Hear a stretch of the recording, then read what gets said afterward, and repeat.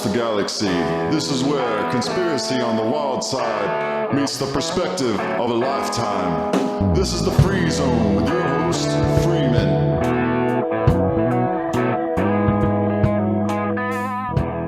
Hello and welcome to the Free Zone. Well, I don't know what to believe. It seems objective truth has gone out the window, and if you can make some people think it's possible, then you've sown the seeds of uncertainty. We are looking deep into a strange world where they have now created sheeple.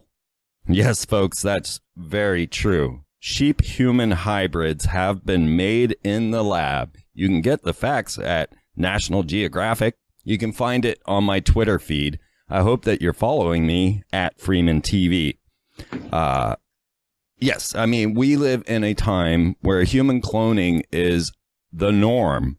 And yet, when you mention the term human cloning, immediately people throw you out into the range of the bizarre and unusual. But yet, we have seen numerous chimera coming to play. We've seen glow-in-the-dark cats, pigs, and sheep. And now they are creating sheeple. And I know it sounds bizarre, and I know it sounds like it's not true, but you can get the facts, and there are objective facts, and you must realize human cloning is occurring. It's just they don't bring them to life. And this is not secret. This is not some deep state. This is public news all over the place, but you throw it out, people, and they don't believe it. On the other end, you can make them believe whatever they want to believe, and that is the state of our planet right now. So we're going to dig deeper into this, folks. I have invited a working-class hero that's leaving dystopian, a Renaissance man, artist with a labor of love, Mike Williams, the host of Sage of Quay, and bringing you free and critical thinking. Please welcome to the show, Mike Williams. Hi, Mike. How are you doing today? Well, Freeman, I'm doing well, and thank you so much for having me on the show. It's a pleasure. Well, I felt like I've been in the shallow end of the swimming pool for too long, and I'm ready to dig deeper into this POCO situation. Mike, a lot of what I've said in this early introduction actually comes from one of the latest X-Files episodes. It's been known as the Mandela Effect episode, but it's actually titled The Lost Art of Forehead Sweat.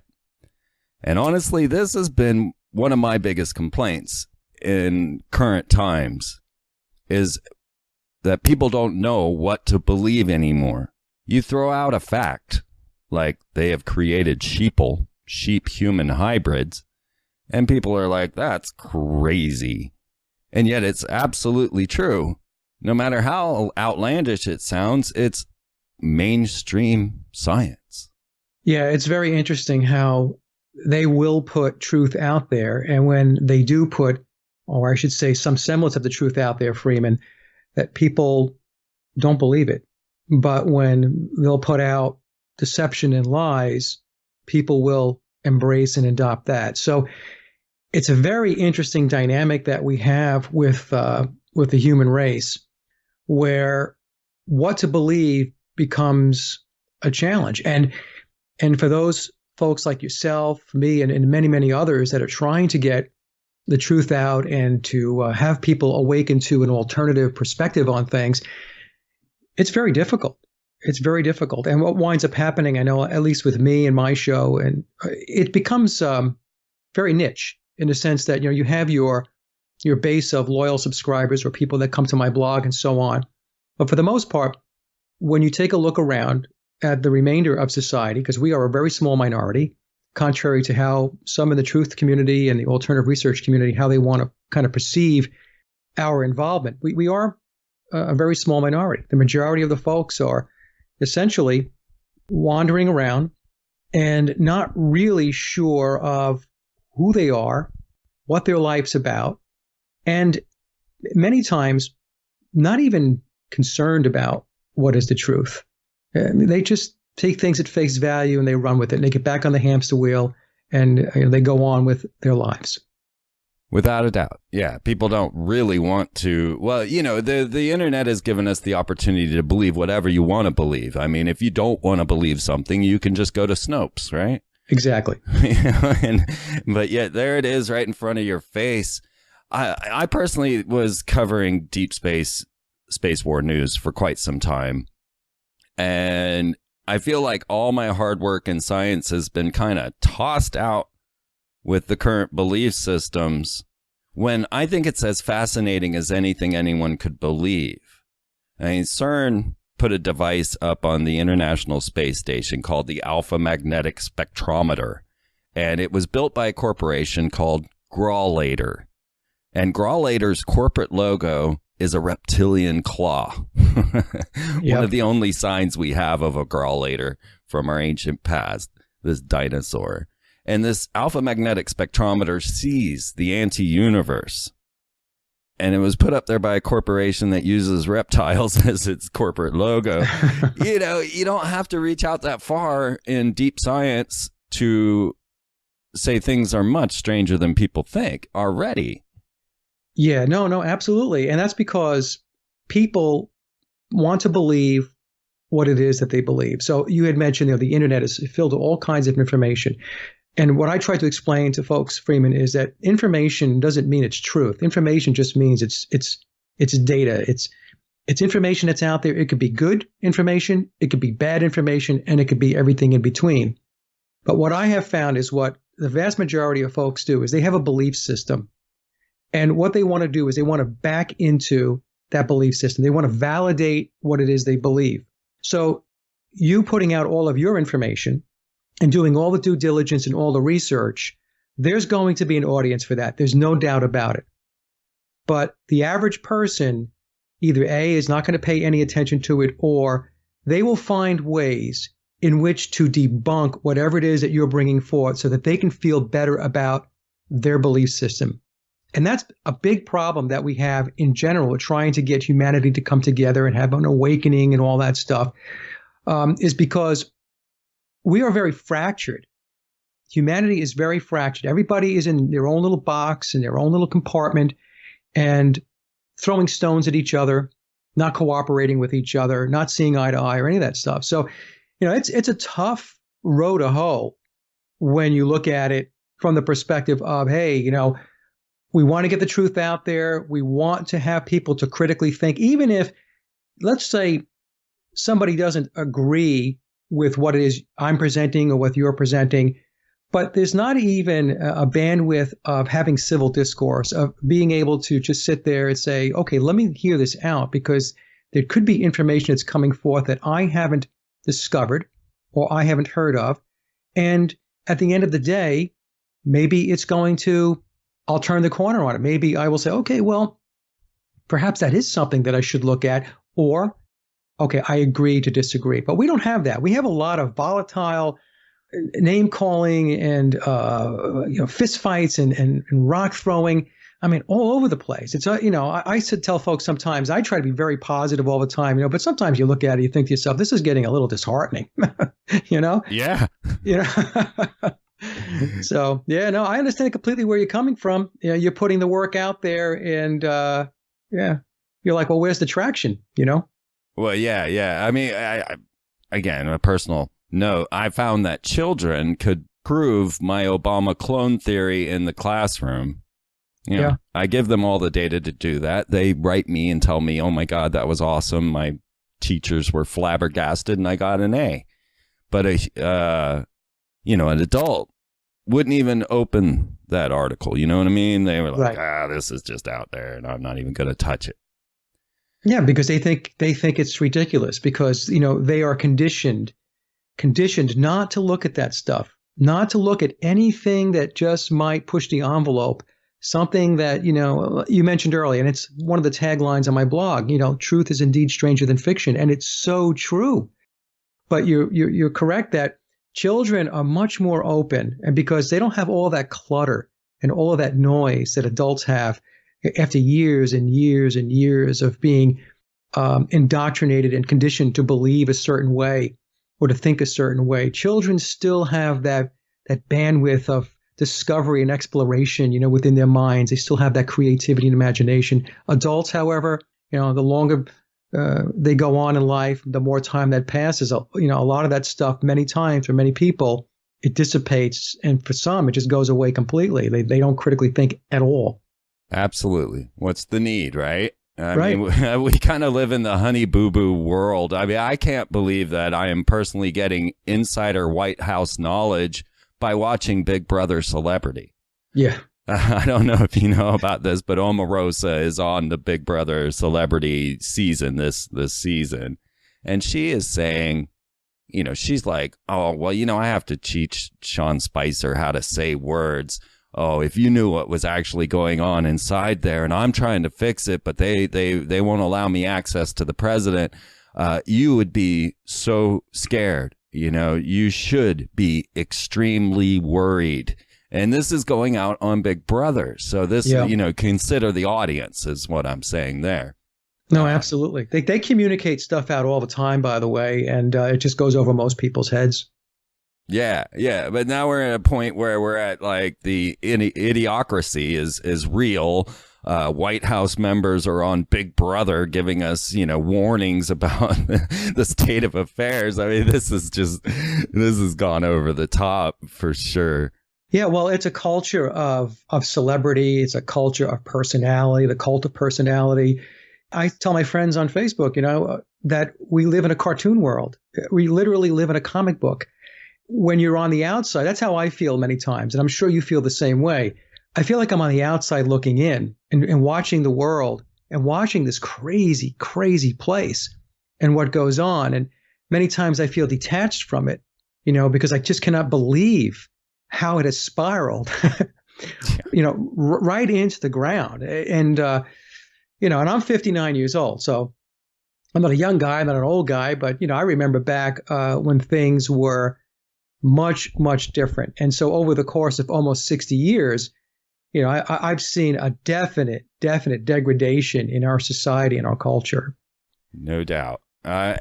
In that lost art of forehead sweat on the X-Files, Mulder's screaming, I'm Fox Mulder. I'm Fox Mulder. I was into this before you ever saw your first chemtrail. Okay, now that's a quote from this, last week's X-Files. Now, when Prince came out in a story, he was on television, and he says, chemtrails are making all of my friends crazy. They're making them want to beat each other up. And this exploded all over the internet. Prince talks about chemtrails. This power of celebridom and the need to control the narrative, where Prince talks about chemtrails on a talk show, ends up dead in an elevator. Chris Carter throws Fox Mulder talking about chemtrails, and they're just making fun of everything, creating phony fake news. So controlling the narrative has a lot to do with controlling who's presenting that narrative. And I know we wanted to get into today a topic of one of those icons and how the narrative got shifted. And we're talking about Paul McCartney and the Beatles. Right. This was a huge moment in the transition. I mean, what I literally call the British invasion, right? I mean, we that know of this story know that that was a literal invasion, utilizing mind control of music with the Rolling Stones and the Beatles and, even the Who. We had a full-on British invasion, and trying to keep the narrative and trying to keep the people in the place to tell the narrative seems to be part of what this story is. Do you want to tell us more about this Paul McCartney? Paul McCartney, I'll just start this way, Freeman, because I think it's important to start this way. I did not believe the conspiracy for the longest time. And I remember growing up hearing about the conspiracy. And when I was in high school, I was a junior, I think, in 1976. I remember even having a friend of mine, his older brother, who was really into the Beatles, did a whole thing in my high school on the Paul is Dead clues, on the albums and so on. He did a great job. So I was very aware of it, but I was coming from the position that it was done as a marketing ploy. that it was done to sell more records, and it was just one of these, tongue-in-cheek types of things that, the Beatles would do. So I was not a believer in the conspiracy, and when people would ask me about it or approach me about it, I would have had a very similar response that many people still have today is, oh, it's ridiculous. How could they possibly find somebody, that looks like him, sounds like him, plays like him, and all that stuff? But I really wasn't paying attention. It's really what happened. And what it came down to was I had a belief system. And it's just like we were talking about before. And I wasn't moving off that belief system. I just believed that that wasn't worth spending my time on. It's ridiculous. He wasn't replaced. It's the same guy. I'm not going to listen to any of this. Interesting. The clues are interesting and all that stuff. It's fun to go find them on the albums. It's fun to play the songs backwards. I did all that stuff. But at the end of the day, Paul McCartney did not die, or Paul McCartney was not replaced.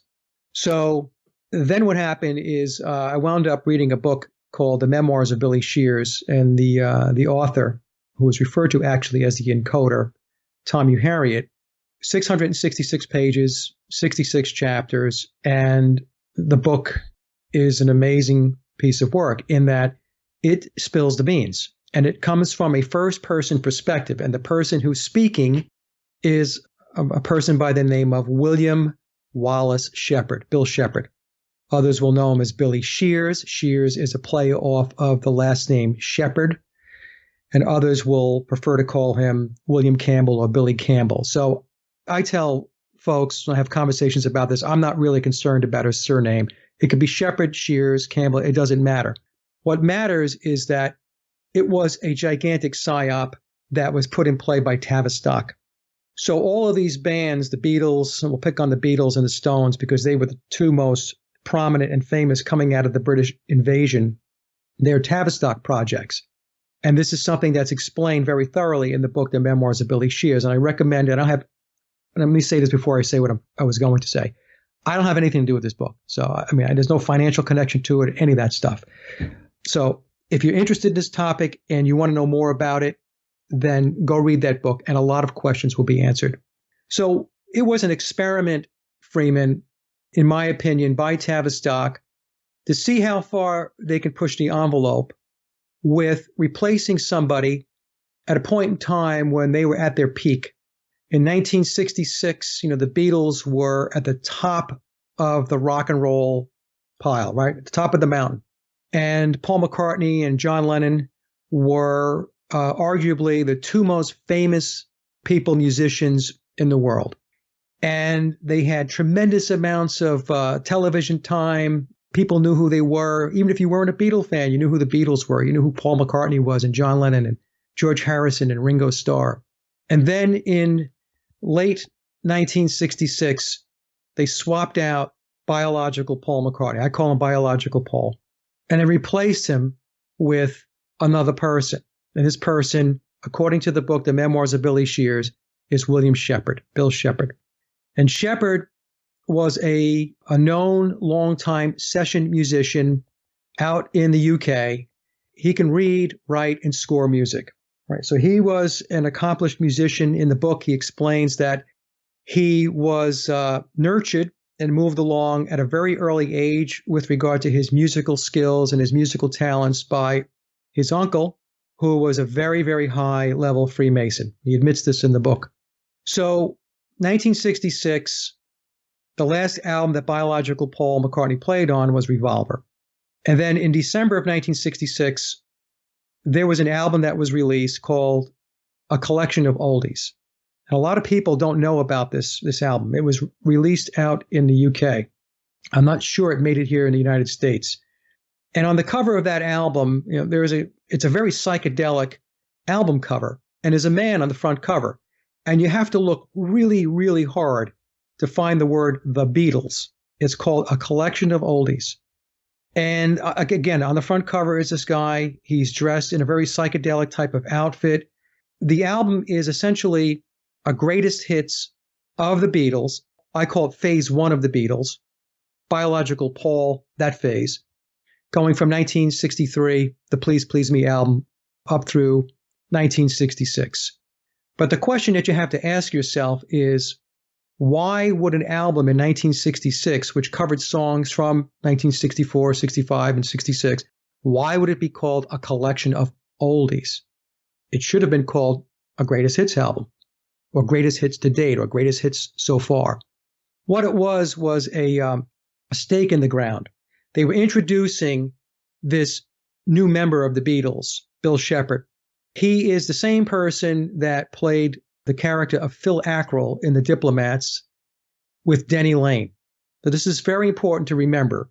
The relationship between the guy that we know as Paul McCartney today, who I call Bill Shepherd, his relationship with Denny Laine goes way back into the early 1960s. I'll jump ahead a little bit. So when the Beatles were over, when it ended, and Shepherd formed a new band, Wings, who did he bring back into the fold? He brought back his old friend, Denny Laine. And later on, we'll talk about Denny Laine spilling the beans back in, I think it was 2016 on an interview. We'll get to that in a little bit. So anyway, we had this collection of oldies, and then that was basically a point in time where they were announcing in a very subtle way that there's going to be a new guy in the band, replacing the old guy. And then in 1967, there was the release of Sgt. Pepper, and Pepper was the very first album that Bill Shepherd played on as a Beatle. Now, the thing is, Shepherd had been in the pipeline for a long time, and I don't subscribe to necessarily that biological Paul is actually dead. Some people have asked me this. They said, well, Mike, you think he died? I said, no. I was on shows, especially the first show what I did with Sophia Smallstorm, when Sophia and I talked about it. I was talking about the book. And in the book, The Memoirs of Billy Shears, it says that Paul McCartney did die in a car crash on Sunday, September 11th, 1966. But it is possible that he didn't die. It's possible that he was just replaced. And so they bring this guy Shepherd in. So the question would be, so all right, so if he was replaced, why did they bring Shepherd in? They brought Bill Shepherd in because the Beatles, being a Tavistock project, Tavistock was using them for social engineering and conditioning. And in 1967, that was the Summer of Love. And Sgt. Pepper kicked off the psychedelic era. And that was Bill Shepherd's job. Bill Shepherd's job was a couple of things. One, it was to replace biological Paul McCartney, number one. Number two was to essentially be the de facto Beatle leader and handler inside the band, and to steer the band now in a completely different direction. And that direction at the time, again, was the psychedelic era. So the record was released in June of 1967. Then 2 months later, Brian Epstein dies, a few days before his 33rd birthday. So all these numbers come into play too. When you take a look at the montage of pictures of Paul McCartney over time, go back to 1963, 64, 65, where it was biological Paul. And I had actually put this collage together, and it made its way around all over the place. It started on Facebook at first, and then it went into my presentations when I was talking about this topic, and I found it wound up in Google searches and all that. What I did was I took 2 slides, and I did make a third one, but I had 2 primary slides where I showed biological Paul, 1964, 65, and then I showed a litany of McCartney pictures going from 1966 on at various points. And what you can clearly see is it's not the same person. In fact, even between 1966 and present day, you can make an argument that there's more than one replacement during that time period between 66 and current day. But clearly, the pictures of the McCartney that we were shown post 66 are not the same guy that was playing in the band from 63, 64, 65 up through the fall of 1966, September. So what happened was, and a lot of people, we were talking about before, people don't believe things. They just don't want to believe it. But Shepherd, again, he played Phil Ackrell in The Diplomats. He was also played the character Vivian Stanshall.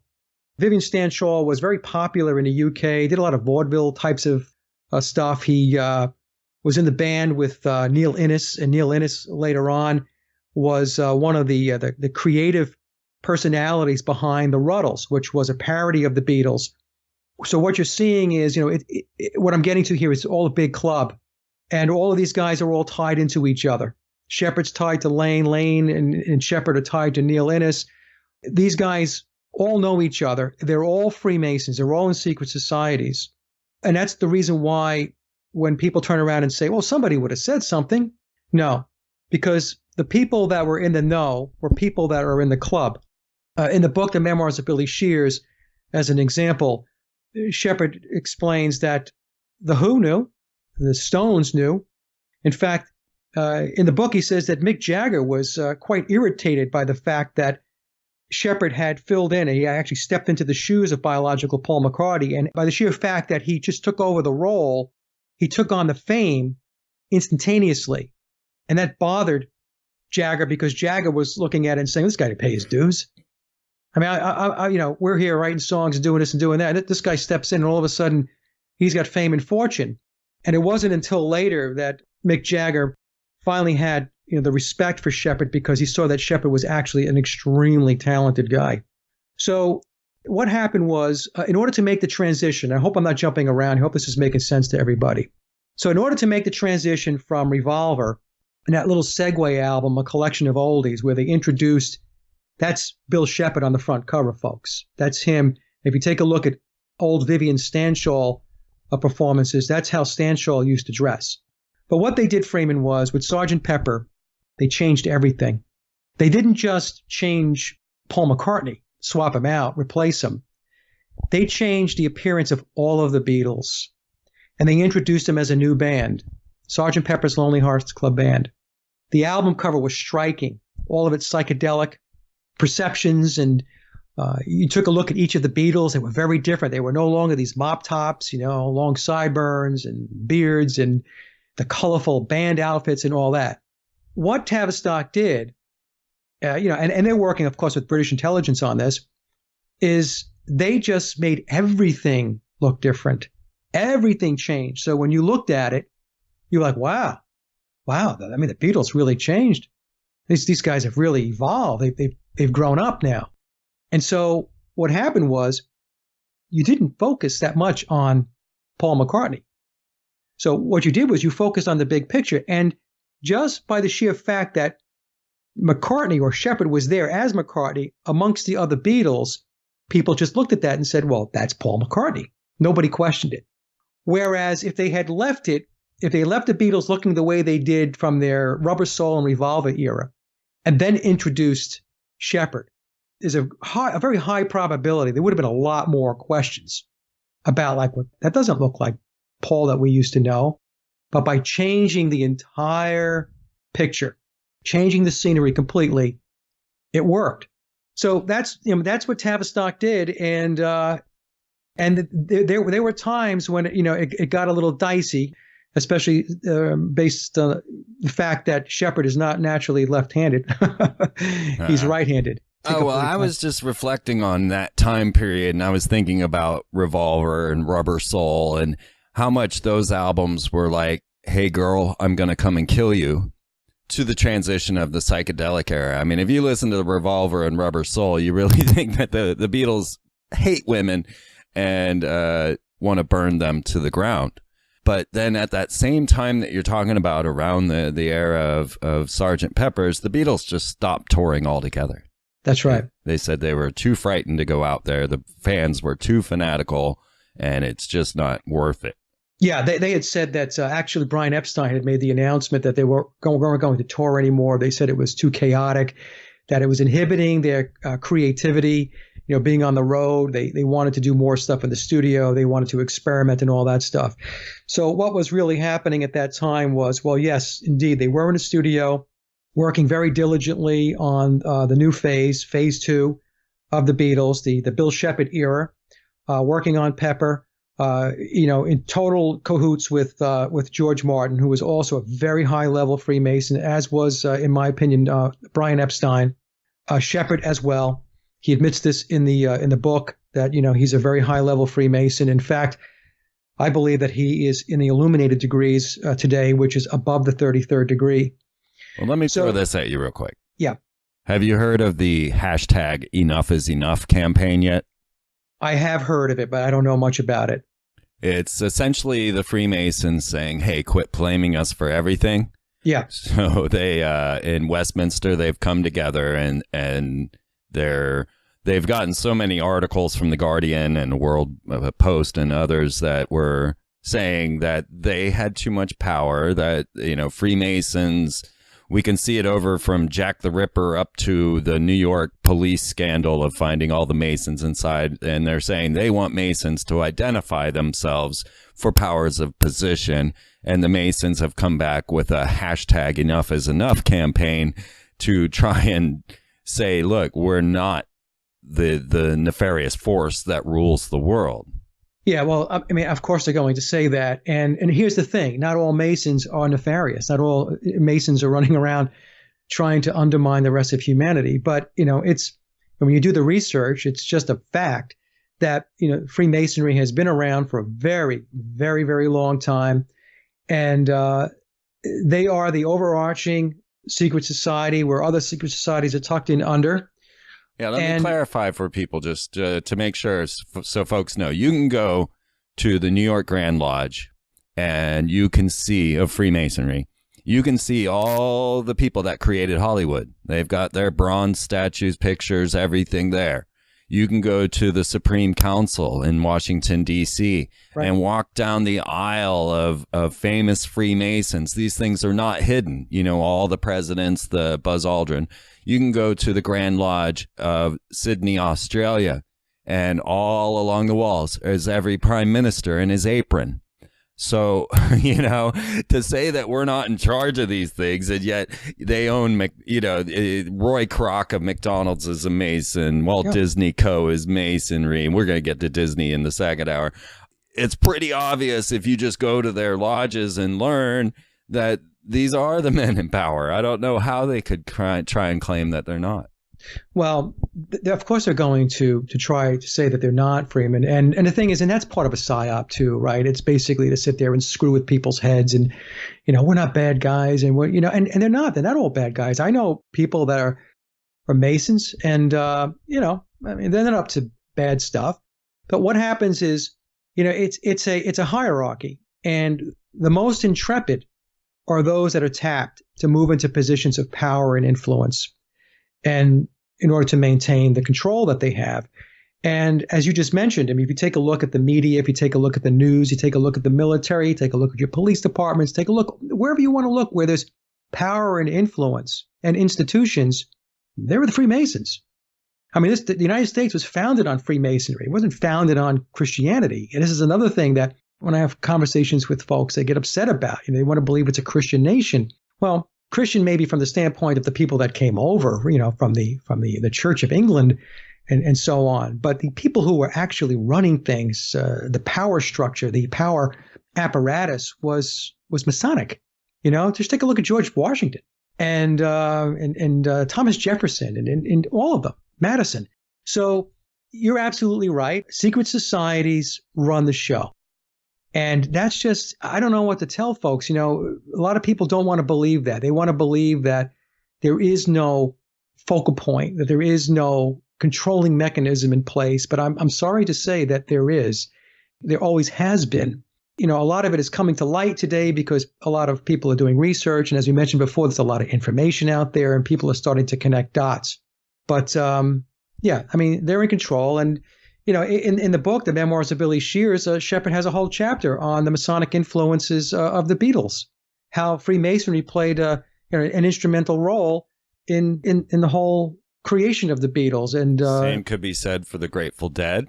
Yes, the Grateful Dead, exactly. Jim Morrison and the rest of these guys, all these bands that came out of Laurel Canyon as an example. Yeah.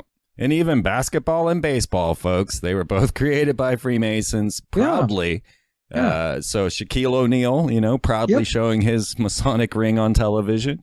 Yep. Yeah. That's exactly right. Obama walking around with his ring. He used to wear a Masonic ring. He was, photographed wearing one. And so that's part of the problem we have, Freeman, is that to convince people or try to convince them that there are controllers, that there are people that control. They control virtually, if not all aspects of what you're involved in on a daily basis. They control the banks, they control your schools, they control your medicine, they control your media, They control your government. And we can go on and on and on and on this thing. And it's just very difficult for people to get their heads wrapped around the fact that that type of control exists. I don't know what people believe, what they really think is going on, that just people just kind of wandering around and doing their own thing with no real semblance of control in place. I mean, if you're thinking that's just not how the world works. I mean, there is a lot of control in our lives on any given day. I mean, simply, if you want to drive your car, you have to have a license. You have to register your car. You have to have it inspected. These are all commerce terms, and this is all admiralty law and maritime law that's coming into play, right? So something as simple as driving your car is not freedom, right? If you own a home and you pay off your mortgage, you still have to pay property taxes. What's a property tax? A property tax is a perpetual lien on your property. It means that you never own your land. It means you're a tenant.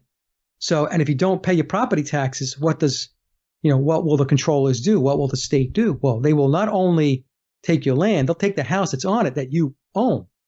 You see, so that is where people really have to start thinking. And sometimes what I try to do with folks, I know I'm diverting off the Paul McCartney thing here. Okay. I try to get people to understand the more basic premises like the property tax thing, because when I have that conversation with folks, Freeman, a lot of times they will just sit back and like, well, I just never thought about that. Right. Yeah. That's usually what happens, Yeah. It's just the way it is, It's just the way it is. Yeah. So anyway, but with the McCartney thing, like I said, they pulled the rug out. They put another guy in, and there was a lot of reconstructive surgery that was done and fillers. It wasn't a facelift, folks. A lot of reconstructive surgery had taken place to give him more of that McCartney look.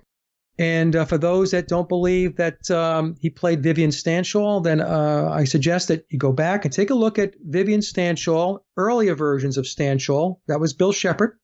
By the way, he's from Scotland. He's a Scotsman. His lineage goes back to William Wallace, the famed Scottish warrior that was played by Mel Gibson in the film Braveheart. He talks about that in the book, and he's very proud of his heritage. Which is basically when the Templar joined the Masons. Yes, and what it's saying is it's bloodlines. You see, that's the other thing. Bloodlines are very, very important. He's blue blood. So you got this guy, Shepherd, who took over the reins of the Beatles, and he has been in play ever since. There have been others that have filled in. He admits this in the book. He says that there are others that have stepped in to play the role from a cameo perspective, or maybe even a gig. He doesn't go into great detail on that. He just says there were others, but he says he's the one with the long-term contract. So he's under contract. He has signed non-disclosures and confidentiality agreements, otherwise known as secrecy agreements. And when Memoirs was released back in September, was released on September 9th, 2009, 999, right? The book is referred to as historical fiction, and he explains it very clearly in the book why it has to be that way, because there has to be a thread of fiction in the book so that he doesn't jeopardize his fortune, have a breach of his contracts that he signed, because he can lose everything.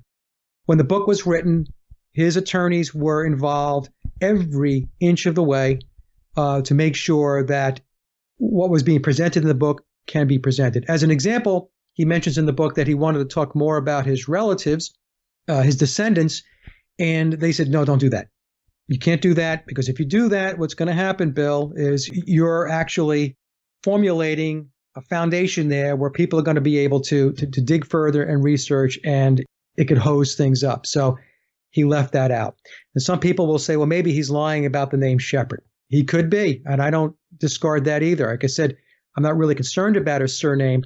What I was most focused on, and what really amazes me in this whole thing with the McCartney conspiracy, Freeman, is the fact that the guy was replaced and really nobody cared. Nobody really saw it. I mean, there were some people that called it out, especially when the rumor had become hot and heavy back in 1969. But then, it died down, and he went about his business. And today he's still known as Paul McCartney. And the name Paul McCartney. Sir Paul McCartney, that's right. and Sir is, when you get the title of Sir, that's service to the crown, service to the Illuminati. So you have right that Johnny Rotten has refused every time. Exactly, exactly. And then you talk about the MBEs and all that stuff. I mean, this is all stuff that is given to players in the system that have done well. In other words, they're doing a good job in support of the Illuminati, of the controllers, of however you want to define the people that are in power. Well, let's consider this real quick. Yeah. The film, The Devil's Double. Have you seen this? I don't know. I don't think I have. It's based on actual events. The Devil's Double recounts the remarkable tale of Latif Yahya, an Iraqi army lieutenant who was summoned to Saddam Hussein's palace in 1987 in order to become his body double. And what we find in this movie is that there are numerous doubles made by people like Saddam Hussein and others. And what happens in the movie is that the actual people, Saddam Hussein and another double from the CIA, I think, I don't remember exactly now, the doubles end up meeting in the meetings instead of the actual dictators and heads of state and stuff. The doubles are meeting in the actual political arena, and the other characters are back at home golfing or doing whatever they want to do. This is a true story. I mean, we know that this is done, and yet people will still say, "Oh, this is outlandish." And yet we got signs of this all over the place, movies made about it, which actually was released September 8th, 2011. So we're at 8/11 there, but 9/11 being September. Yeah, man. Wow. That's the thing. Objective truth, phony fake news, presenting true facts written so that no one will believe them. That's right. It's all a deception. It's all a deception, and it's all conditioning, and it's mind control, and it's making you believe what they want you to believe, make you think what they want you to think, give you values that it's the values they want you to have. And that's the thing, most people don't have an original thought. Everything that comes out of their minds, it's in their minds, I should say, and comes out of their mouths is not original. What they're really doing is they're regurgitating a scenario, a script, an environment that was pounded into them. And people sit in front of their television sets all the time and just taking in all this garbage, And I've done shows on, I don't know if you know this, but I'm a hypnotherapist. That's what I am by trade. And I've actually broken down, on television, what's happening there. It's all hypnosis on television, all of it. Right. And people are just soaking all this stuff up. And that's what we have. So everything, like I told Oli Damagard before we started the show, Freeman, just about anything worth knowing, and I'm probably going to correct that now and say, or I should say update it, say everything worth knowing is a lie. And in the business of the music business, Shepard, he doesn't look at what he's doing as something that is like deceptive. He just says, it's just show business. That's all it is. It's just show business. It happens all the time, folks. So don't get alarmed by it, and don't get upset and angry about it and everything else. It's just show business. So just chill out. No reason for them to create the hippie movement. Exactly. Just like there was no reason for them to create the truther movement. Right. That's right. I've been saying that since 9/11. You guys were intended. You are expected. If you think that they didn't think there was going to be an opposing force and write you into the script, then you're just bonkers. You are part of the plan. Yeah, that's a big problem, I think, that a lot of truthers have, is that they believe that the truth movement and many, many, many facets and aspects of the truth movement are organic, and they're not. They're not. The people that are controlling, the people that are in power, and I'm talking about not the people that we see. I'm talking about the unseen. They've got this stuff figured out every which way from Sunday. You're not going to pull any surprises on them. And if by some strange turn of events that something does take them by surprise, their ability to recover and to be able to get back on track is amazing. And that's because they control all of the vehicles that matter. They control your media.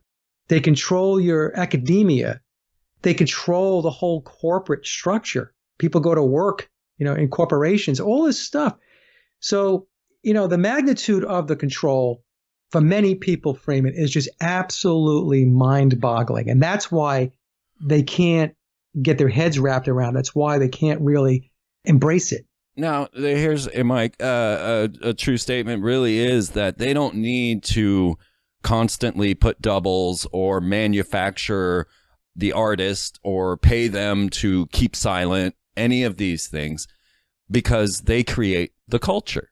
Yes. So you create the culture and a Marilyn Manson's going to rise. And then you, with the power, can make sure that he's in front of everyone. But you didn't have to go and say, hey, you're going to be this satanic Nazi character and we're going to pay you to perform like this. You just simply create a satanic Nazi culture. Yes. And something will come in to fill the role. Then you lift that up to everyone's perception, right? It's absolutely right, Freeman. That's what they do. They create it and then they market it. And they have the vehicles. I mean, the vehicles that they have to put it out there, nobody could compete with it. They own everything. People's thinking and the way that they retain or accept information, it has been clearly shown that more people believe a post in a Twitter or a Facebook feed if that feed has more followers. Right. So all of a sudden, critical thinking's out of the window. This guy has a lot of followers. He obviously must be listened to by a bunch of people. I should believe what he says. When, of course, we know from Twitter bots and all of this, the Russian election and such, that all of these are fake numbers. Whether you're up or down, it's all just fraudulent. But the perception of people is, I'm going to believe this one because so many other people do. Yeah, it's herd mentality. I remember having conversations with folks about, some of the stuff that I get into, and they'll say, well, you realize, Mike, that you're in the minority, that the majority of people do not think the way you do. And they're talking to me as if like, you need to get on board, Mike. You need to get on track because you're a weirdo. And it goes along with what you're saying is people want to be part of the crowd. They want to be part of that herd. At the end of the day, most people want to be accepted. They don't want to be standing on the outside and being ridiculed or being told that they're crazy, they're a tinfoil hat wearer, or they're a conspiratard, all these things that I've been called, over time. And the thing is, once you do this and you're into it for a while, like yourself, me, and many, many others, I mean, you get very thick skin, and that stuff does not bother you anymore because, it just doesn't. You know that you're on a track to get the truth out, and it's important that you be on that track and you continue on despite all of the ridicule. But in the beginning, I'll just use myself as an example, it was tough. It was tough being, told that you're crazy. And when you extrapolate that and you take it to the rest of the population, people don't want to be called nuts. And so they will converge on that herd and running with the pack. That's what they want to do. They want to run with the pack. I want to be maybe a little different, but not so different that I stand out. And that's conditioning too, because what they've done is they've taken the uniqueness out of the human, out of the human spirit, and they've taken it out of your environment. I mean, if you take a look around you, take a look at automobiles as an example. I was just thinking about this the other day. All the cars today look alike. There's no more uniqueness to them. Back in the 1960s, when I was growing up, you could tell a Mustang from a Dodge Charger, a Charger from a Camaro. Today, you take a look around, like this, all the stuff looks the same. If you go into a development where people live and take a look at the homes, all the homes look the same. If you go shopping someplace, I mean, all the stores are all chains and franchises. They all look the same. They're laid out the same way, Oh my God, in Florida, I can't even tell when I've hit another town. I mean, I'm like, wait a minute. Just deja vu after deja vu. So that's the thing. It's going back to your point. It's they've taken the uniqueness out and they want people to conform. It's to conform and stay within the pack. Don't leave the reservation. Okay, stay on the reservation. And that's where most people are at. They're on the reservation. Without a doubt, it is a very strange time to live. I mean, even Fox Mulder said the world's too crazy for my conspiratorial powers to even fathom. No, but it is a good time to live, though, and I get this question asked a lot, too. It's like, well, Mike, don't you go, doesn't this drive you crazy, doing this, and you're not seeing much movement. And, I was talking to Max Egan a few months ago, and, I said to Max, so I asked him the question. I said, Max, is there an awakening? He goes, Mike, it's not an awakening. He goes, I see an awareness, but it's not this awakening. It's happening at an exponential rate. All right. And now there are going to be folks that don't agree with Max or with me, because I agree with Max on that point. But, that's how I kind of size it up. There's an awareness. I don't know. Like I said, we have to keep going, though, Freeman. As frustrating as it could be many times to be able to try to get the word out, and you're not seeing a lot of movement or a lot of people, grabbing onto things and becoming interested. You have to keep going, because we are touching people, even if it's one person, and then that person touches somebody, and then that's how it kind of grows. So we have to keep going. You can't go back to the Matrix. I was in the Matrix for years, Freeman. I had my corporate job and all that and everything else. I was asleep.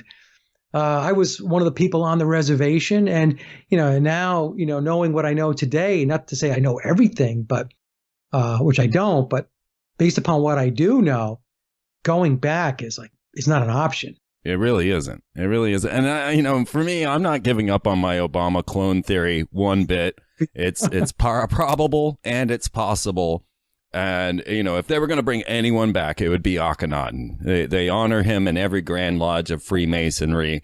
The entire family, children look at the picture and like, oh my God. I mean, especially Michelle Obama looking like Queen T. You can't even tell the faces are split. So you've got that in front of your face, just like the Paul and Faux, biological Paul and fake Paul. You got the picture right in your face, and you're like, this is crazy. And then that cloning is happening. That gene splicing is happening. Oh, yeah. You know that they worship this character. And then, for me on this latest level, and I haven't brought this up yet, Mike, so I figured I'd throw it in here, the Obama portrait.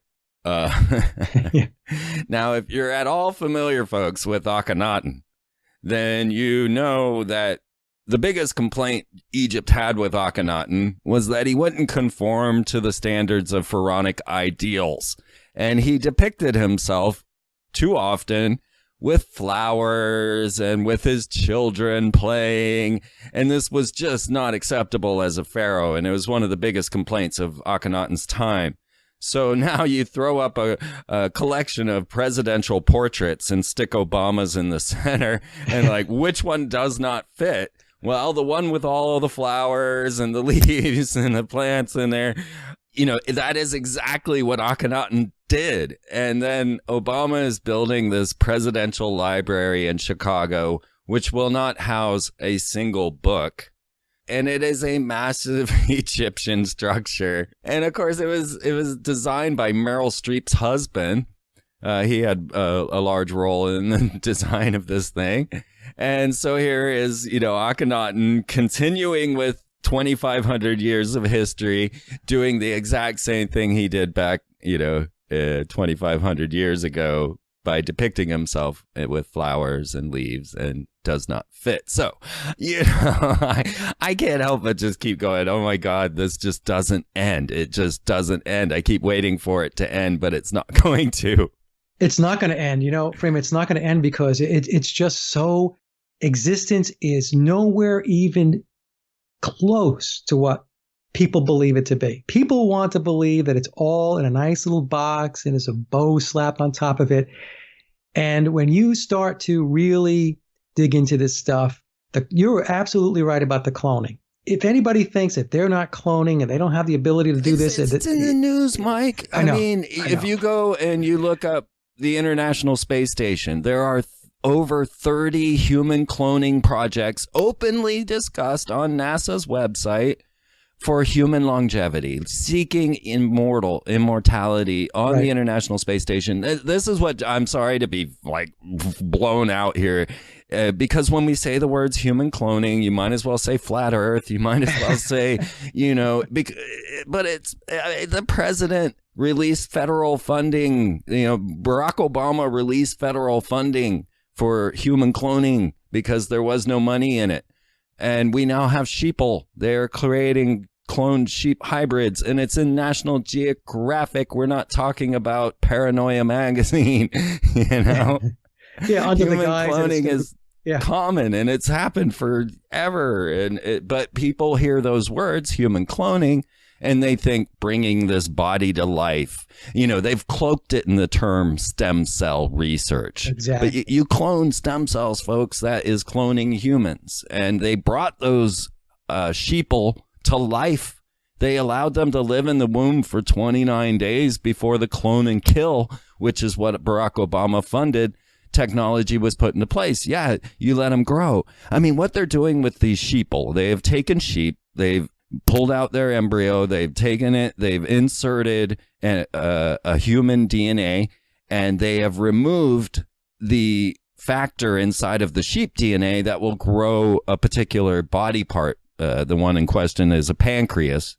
And so when the sheep is born, it does not have the genetic coding to grow a pancreas, but it has the human code to grow a pancreas. And so it grows a human pancreas that we can then take. Right. They can harvest. Yep. Yeah.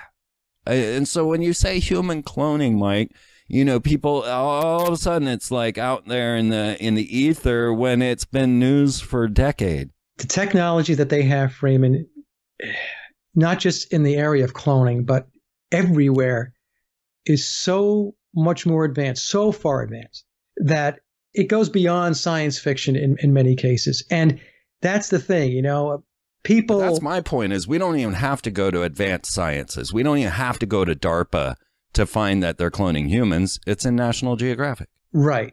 That's right. That's right. And they're telegraphing it. They're putting it out there. And I found it interesting, and maybe it's just me being, a little conspiracy crazy guy, that they did it with sheep, so they can call it sheeple. Yeah. So they're laughing, man. They're laughing. Yeah, and they're getting a good chuckle out of it, and like you said, they're laughing. Just to conclude the thought, real quick. Yeah. What was the final outcome of replacing Paul McCartney?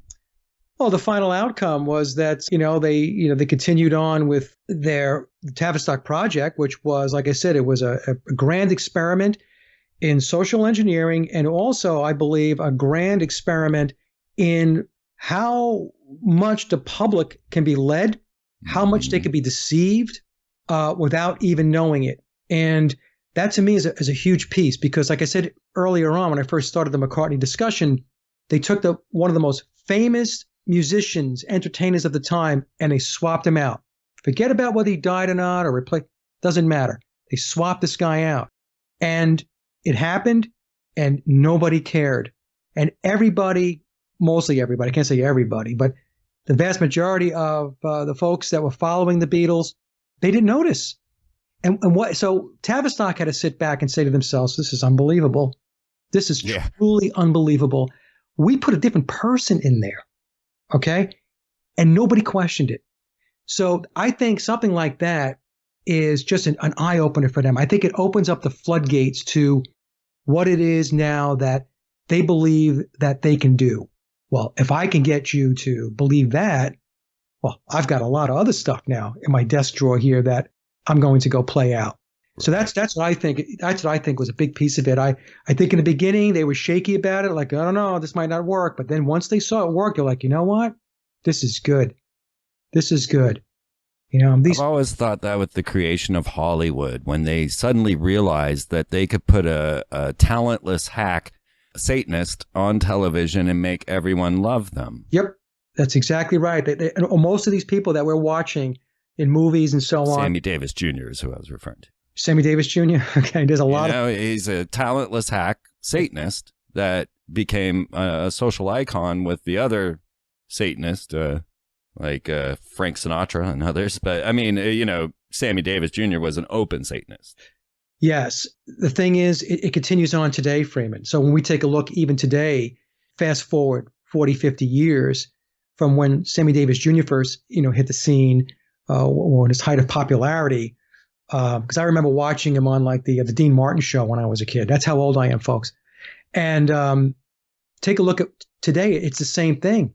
You have talentless hacks that have bought into the satanic system, and these people are celebrities, and these are people that are being idolized by the masses. I mean, it's completely and totally out of control. Without a doubt. And we looked at so many conspiratorial levels of this puzzle that we're covering here, Mike. And you had mentioned in the memoirs of Billy Shears with 66 chapters and Yes. 666 pages. Right. Well, the day that Walt Disney Co. reportedly bought Fox and all its subsidiaries, FX and everything else, for $66 billion was the day the Dow, the stock market, dropped 666 points. Yep, that's right. In fact, I put the Dow going down 666 on my Facebook page, and there were a handful of people that got it, and everybody else, I'm sure, was like, wow, "What the hell is this guy talking about?" Yeah, I know. That's the world we live in. You're on one end or the other, man. There's no in between. The rest of us have enough evidence now that we know we're onto something, because it plays out, and the rest of the people are just, in the matrix, I guess. And 66 happens to be the number of the beast, or not the beast, the number of the abyss. Yeah. Or according to a magician's dictionary, that 66 is the number of the great work. So basically 66 could be seeming the same symbol as the eye in the pyramid. Yeah. And they love their numbers. So they paint by the numbers, right? So it's not just that, right? All of these recent school shootings, every time you take a look at, the numbers that are all around these shootings, all of their numbers, their occulted numbers are just embedded. The sixes, the 66s, the 911s, the sevens, double sevens, triple sevens, eights, 88s. These are all occulted numbers, right? And it's all there. And but unfortunately, like 99.9999% of the population has no clue. So you and I can have a conversation about it, and that's great. It's good that I could have a conversation with somebody else other than myself on this stuff. But the vast majority of the folks out there, they don't have a clue. Yeah. And, to conclude this hour with more of the X-Files recent Mandela effect episode, which we're going to get into, folks, in the next hour. A lot of the thoughts about Mandela, flat Earth. Let's go to the deep end, folks. Another quote from that X-Files: "The point wasn't meant to find the truth, but to find each other." And even though it came from Chris Carter, I couldn't agree with it more. No one actually has to believe all of everything, and we don't need to beat people's heads with knowledge. We now know that we can detach from the system that has enslaved us, and that's the true gift of learning this conspiracy theory. Wouldn't you agree with that, Mike? I do agree with that, Freeman. Absolutely. Now, you put out some amazing music. I love that Renaissance people are the ones that are in this. We're all artists, and I think that's why we see these type of patterns a little bit more, because we're more artists than we are academic. So I was really excited and enjoyed your music quite a bit, and I want to share all of your work with our listening audience. So folks, we've got thesageofquay.com, where Mike hosts his radio program. How long have you been going with that, Sage of Quay? Boy, I see you popping up all the time. Yeah, the radio show itself, Freeman, is 4 years old. But before that, I had the blog. And the blog was, I think I started the blog back in 2012. I think 2012 it was. So the blog's been going around 6 years or so, 6+, and the radio show 4 years. Fantastic. And your musical project, the laboroflovemusic.com. Is that something you focus a lot on, or was it a project that you would just do for your enjoyment? Well, I've been a musician almost all my life. So I picked up the guitar as a kid, and, ironically enough, it was because of the Beatles. Right. But I really started getting going with the guitar around, 14, 15 years old. And then fast forward, in 2011, I decided that I was going to formally put out an album. So I put out my first album, Leaving Dystopia. It was released in February of 2013, but I worked on it almost all of 2012. And then I got so caught up with the radio shows and my practice as a hypnotherapist and other stuff in my life. It took 5 years for me to release the second album, and that's what's out. It's going to be released, I should say, this month on the 27th, so February 27th. And the new album is entitled Hollow Moon. So those are the two albums that I have out currently. And going forward, what I'm going to do is just release singles. As the music comes, I'm going to record them and release them. Awesome. Well, folks, we are definitely going to be leaving dystopia and discussing a hollow moon on the other side. Without a doubt, Mike Williams is a great guest and someone I love to be able to bounce these ideas and information off of. So I hope you all will go to sageofquay.com. Where did that name come from? It's a long story in a way. Okay. What's a Quay? A Quay is a part of a name of a town that I live in. And it's a nickname of a town that I live in. And the sage part of it was my family would tease me because I was getting into all this research stuff. And they would just say, it's the sage again. They would just say that. And it was basically kind of like poking at me a little bit, but in jest. It's, it was my family. It wasn't bad stuff. So I just took the sage part that they were poking me about, and I took the nickname for the town. I just put them together, and that was it. That's how it came to be. I wasn't even sure I liked the name, and then people just said, "No, I like it. Keep it." And it just stuck with me. Wow, Mike, you and I are so much alike. It's pretty astounding. So, folks, I hope you will head on over to Sage of Quay, and of course, come on over to freemantv.com and subscribe. Check all the stuff that I have, 13 years of backlogs for you to research, weird videos, articles, all kinds of stuff. I try to keep it all going, and I try to keep you informed constantly on my Twitter feed. As many of you know, this is my last bastion of social networking. I've been banned, blocked, and just barricaded from every way, shape, or form of getting to you guys. I am blocked from almost every show that would, lift me. And anyway, I'm down to Twitter now. So if you want to follow me, it is at Freeman TV. And this is where you will find all my thoughts of the day and all of the articles that I think are relevant and important and will prep you for the show. As you see, I follow everything along line. So anyway, I hope to see many more of you over there following me at Freeman TV on Twitter, coming over to freemantv.com, checking out the host of stuff that is there, and then get on over to Sage of Quay and get deeper and deeper into the crazy conspiracies that just no longer are secrets, folks. We have moved into the post-conspiracy era. So it's out in the open, folks. All you got to do is believe it. We will see you on the other side or next week. Thank you so much for tuning in.